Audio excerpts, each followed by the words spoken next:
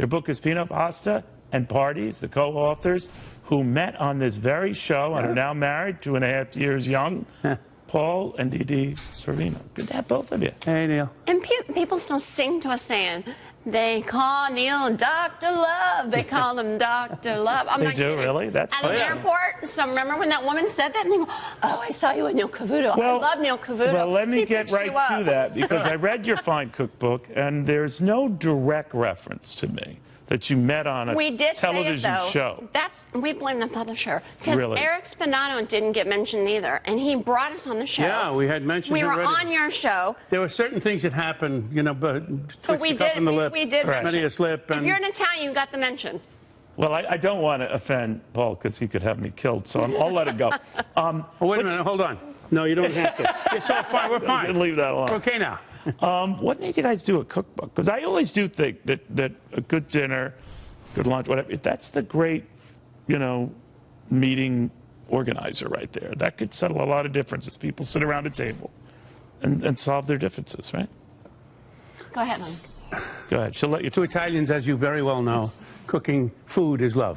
Indeed. It's the way Italian mothers express their heroism and their love for the family. It's the way people sit around and exchange the events of their lives, and it's the bonding that reoccurs every day.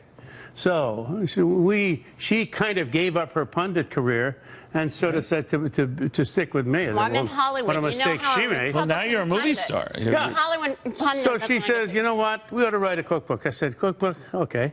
You want to write a cookbook? She said, yeah, let's do that. So but you're an accomplished chef, right? I mean, you're no slouch in the kitchen. As a cooking? Yeah. I'm cooking since I'm 12. Well, I know how to cook. I had my own restaurant. I'm a very good cook. Have you ever done a cookbook before? Or? No, but I was going to do one. I didn't like where it was going, so I didn't do it. She suggested it. I said, well, you have an idea for it? She said, yes, I do. And so she ramrodded the whole thing. She conceived it. I'm sure you're shocked. She ramrodded the whole thing with big boards in the house, you know. Okay, this one here, this set of 10 menus. Oh, it's a whole organized thing. Some of them look delicious. I was a pair of hands. But, I mean, it's really Italian food. You're Irish, pretty much, and Scottish, right? Mm-hmm. I don't see any, like, you know, Irish recipes in it. Yeah, no shortbread recipes. However, we've got new cocktails, specialty cocktails in every chapter, including the Goodfella, very strong. Yes. And there's a secret so ingredient. So you contribute the liquor part yes, of it. Of course. That's fine. But I suggest when you drink it, you have railings next to you. There's also a drink at Midtown Fox, which I thought you might like, because we met at Fox News in Midtown Manhattan. Now, we kid, but I do believe that Ronald Reagan was famous for getting Tip O'Neill over to dinners at the White House and imbibing a little bit afterwards. But they got a lot of stuff done. I think we could do worse than to have these guys go out to a big restaurant or plan a big meal. Really? That doesn't happen.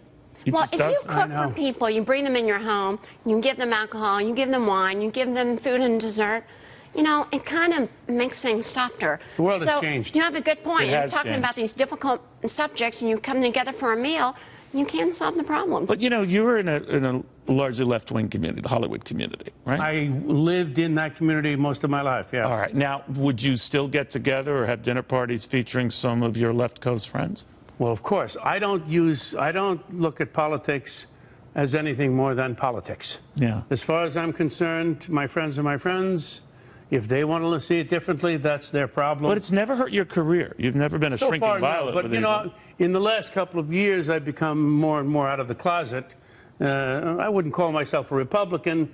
They used to call me the Reagan Democrat around here. Yeah. But I mean, many of my thoughts are Republican.